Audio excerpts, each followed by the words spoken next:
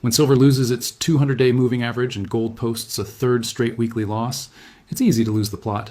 It's easy to forget that you're not holding silver for next Tuesday. You're holding it for the next 10 years.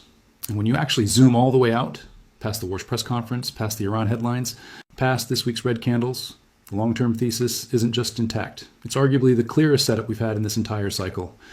So today, the institutional year-end targets and what they really mean, the bull case and the bear case, laid out honestly side by side, the decade-long thesis built on debt and supply and monetary history, and the specific things that would tell us the turn has arrived. This is the big picture Sunday deep dive. No price obsession, just the long view. Let's get into it. Let me start with what the big institutions are forecasting for year-end, because I want to be honest with you about the full range, the bullish and the more cautious. On gold, the targets have shifted this past week, and I'm not going to hide that.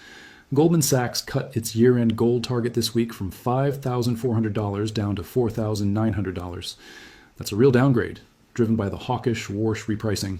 But notice, even the downgraded Goldman target of $4,900 is well above where gold sits right now, around $4,150. The most bearish revision on the street still implies meaningful upside from here. And the broader institutional range remains higher. Across the major banks, year-end gold forecasts cluster in the $4,900 to $6,300 zone. JP Morgan near the top end, Goldman now at the bottom after the cut, with most landing in between. Several major institutional year-end forecasts are still well above current levels, with analysts broadly describing the current move as a relief rally inside a much choppier year, rather than a fresh structural breakout. On silver, the range is even more interesting. The bull case year-end target sits at $90 to $106, while the more conservative analysts center on a full-year average in the upper 70s to low 80s. So put that in perspective. Silver is sitting around $65 right now. Even the conservative analysts see it averaging in the upper 70s to low 80s. The bullish camp sees $90 to $106. And the truly aggressive voices, the ones calling for $200 or $300, most serious analysts think those are stories for a later year, not this one. I want to flag the honest caveat here, the same one I gave on Friday. Ian Everard, who actually prefers silver over gold, said $80 to $90 silver this year is reasonable, and that the $300 calls probably aren't happening in 2026. I think that's the grounded view. The structural case points much higher over time, but over time is doing real work in that sentence. Don't let anyone sell you a guaranteed number by a guaranteed date. The takeaway? From current prices, nearly every credible institutional forecast points up. The disagreement is about how much and how fast, not about direction. Let me lay out the full bull case for the second half of 2026, because I want you to see the actual mechanism, not just the conclusion. The bull case rests on three catalysts that are partially in motion. First, the Iran ceasefire holds, oil normalizes, and energy inflation retreats, which removes the Fed's justification for holding tight. Second, Warsh's policy path follows core inflation, which ran at just 2.9% in May, well below the 4.2% headline. Third, physical inventory stress from 6 years of deficits surfaces in actual delivery delays or COMEX tightness. Let me unpack each one because they're each doing real work. The first catalyst is the inflation is temporary thesis. The whole reason Warsh went hawkish is that headline inflation hit 4.2% in May. But a huge chunk of that was energy, driven by the closed Strait of Hormuz and the war. If the Iran framework holds and oil normalizes, that energy-driven inflation fades. And when it fades, the Fed's entire justification for higher for longer evaporates. The second catalyst is the core versus headline distinction, and this is critical. Core inflation ran at just 2.9% in May, well below the 4.2% headline number. Core inflation strips out the volatile food and energy components, and 2.9% core is dramatically less alarming than 4.2% headline. If Warsh ends up steering by core inflation, rather than the scary headline number, the path to rate cuts opens up much sooner than the hawkish dot plot suggests. The third catalyst is the physical reality finally breaking through. 6 years of supply deficits eventually have to show up somewhere. When they show up as delivery delays at the LBMA or tightness on the COMEX, the paper price gets dragged up to meet physical reality. That's the moment the structural story stops being theoretical and becomes a price event. If those three catalysts line up, and they're partially in motion already, the bull case year-end target of $90 to $106 silver and $5,000 plus gold becomes very achievable. The pieces are on the board. They just need to fall into place. Now, I'm going to do something a lot of channels in this space won't. I'm going to give you the full bear case honestly, without strawmanning it, because you deserve to make a clear-eyed decision. The bear case is straightforward. The ceasefire breaks down, oil respikes above $100, and Warsh signals willingness to hike. As a result, real yields stay elevated, and the cap on precious metals upside extends deeper into the year. Let me steelman this properly. We saw on Friday that the US-Iran follow-up talks got postponed. That's not nothing. If those talks collapse entirely, if the conflict reignites, oil spikes back above $100. The energy inflation that's driving everything gets worse, not better, and Warsh's hawkish stance looks justified. In that world, real yields stay high, the dollar stays strong, and gold and silver grind sideways to lower for months. There's also the genuine possibility that the hawkish Fed isn't a bluff. Goldman Sachs has scrapped all rate cuts for 2026 entirely, shifting its first easing expectations to June and December of 2027. If that's right, if there are truly no cuts until 2027, then silver's consolidation phase could stretch deep into the third quarter and beyond. That's a real scenario from a serious institution. And the near-term technical picture is genuinely bearish. Silver lost its 200-day moving average. Gold broke below $4,200. The key levels of $4,000 on gold and $60 on silver are the lines that, if they break, open up further downside toward $50 silver. I'm not telling you the bear case is wrong. I'm telling you it's real, it's possible, and you should size your position so you can hold comfortably through it if it plays out. Anyone who only gives you the bull case is selling you something. The honest truth is that the next few months could absolutely be choppy and frustrating. But here's the distinction I keep coming back to. Even in the full bear case, the structural forces, the debt, the supply deficit, the central bank buying, don't reverse. The bear case is about timing.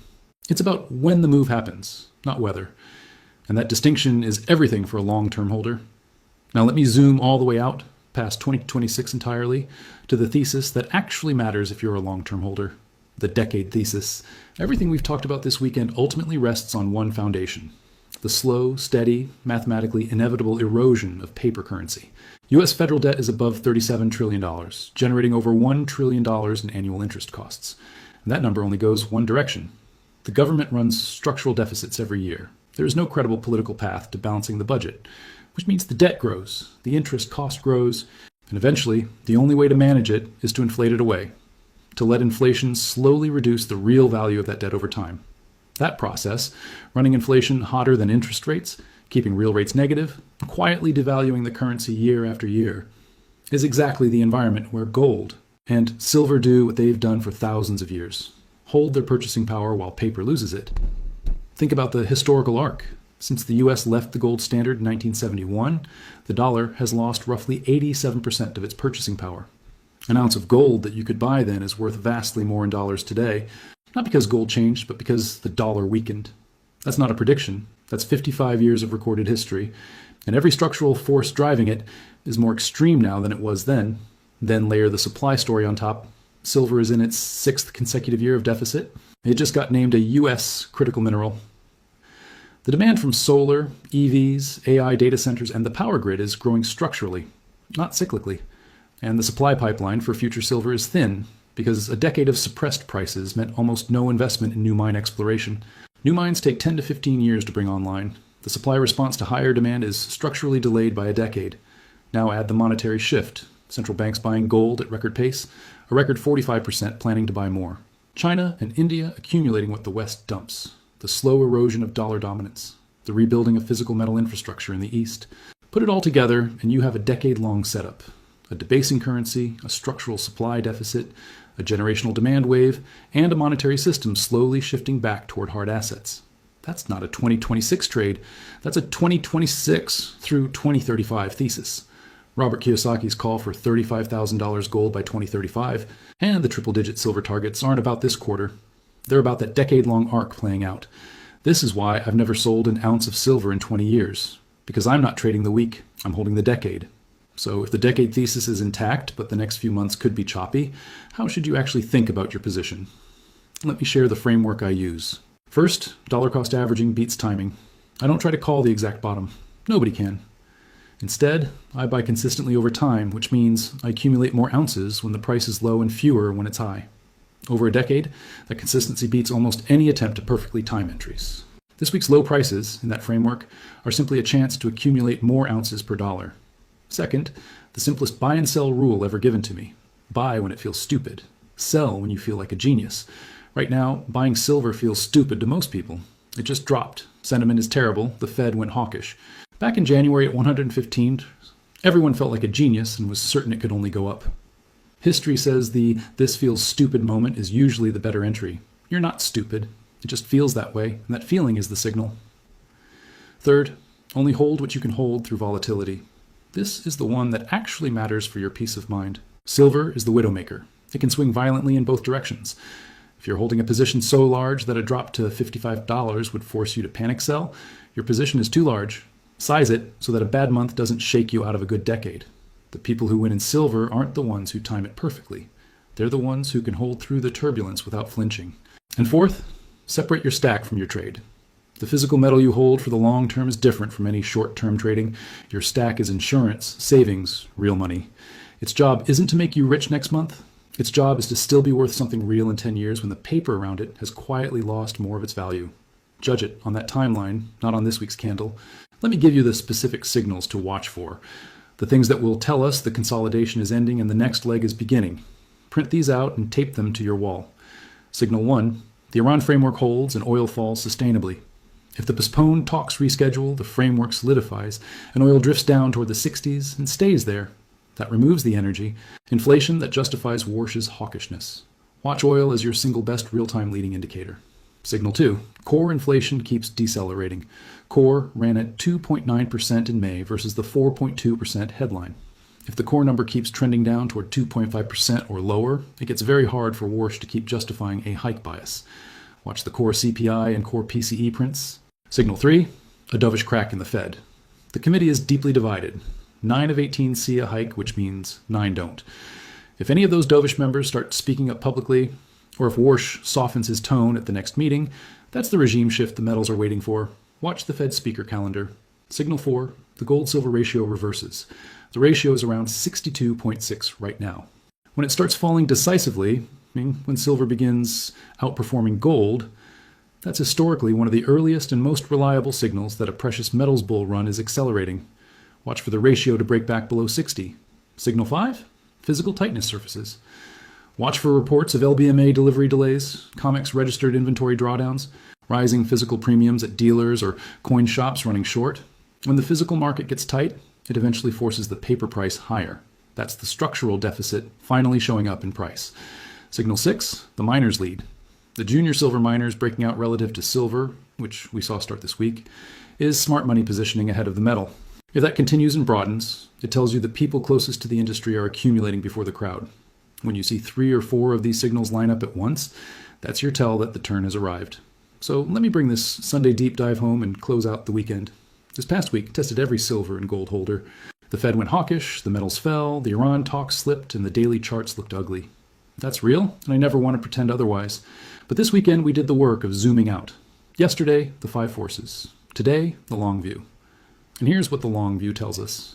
Nearly every institutional forecast, even Goldman's downgraded one, points higher from current prices. The bull case rests on catalysts that are already partially in motion. The bear case is real, but it's about timing, not direction.